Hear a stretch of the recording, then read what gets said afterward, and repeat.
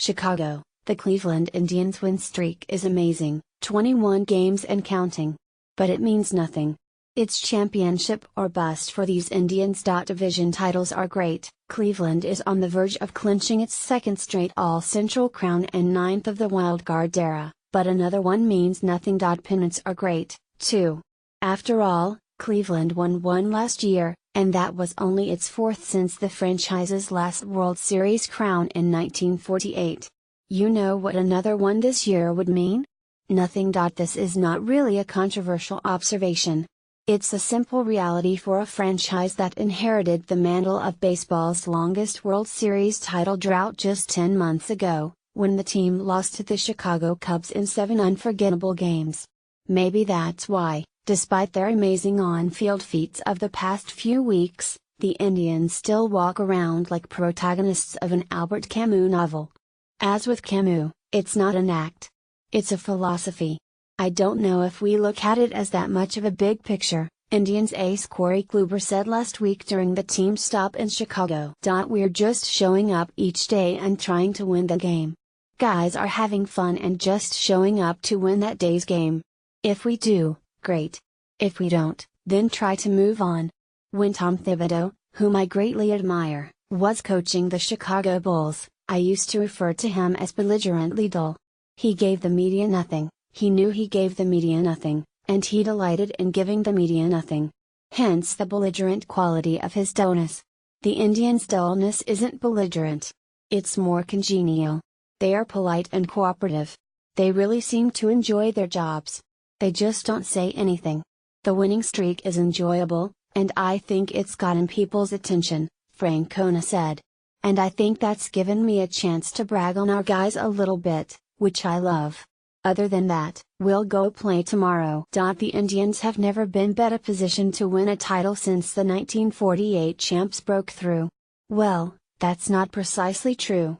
The Indians were pretty well positioned to win last year, when they held a 3-1 lead over the Chicago Cubs in the Fall Classic. They were also right there when the 1997 World Series matchup with Florida went to a 7th game. And they made it to the World Series, and lost, in 1954 and 1995. That near-miss history, more than anything, is why it's championship or bust in Cleveland this time around. Here is why you can argue that this year's Indians are better situated than last year's. They are better. The streak, as a literal stepping stone to a title, means little because even without it, Cleveland would almost certainly be closing in on a division crown. What the streak has established is a new consensus, one that marks the Indians as baseball's most complete team and perhaps the best addition in franchise history. That claim couldn't have been made back on July 20, just 11 days before the non-waiver trade deadline, when Cleveland stood at 48-45. They led the Twins by a half game in the division, and the hard-charging Royals were just 2 back.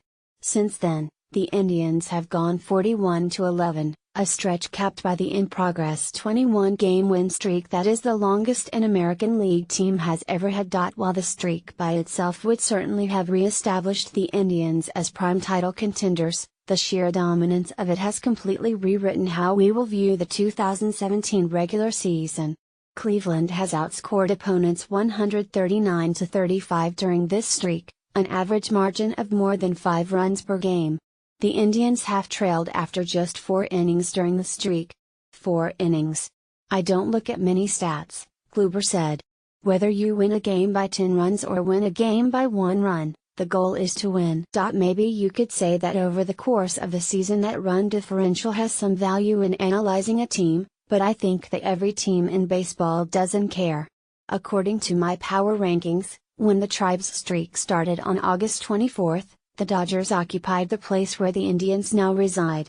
LA's rating, expressed as a true talent wins per 162 games metric, was 108.1, nearly 9 games better than that of every other team in baseball.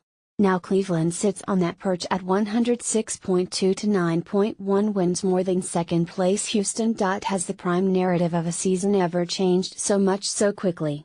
In a streak this epic, everything is working.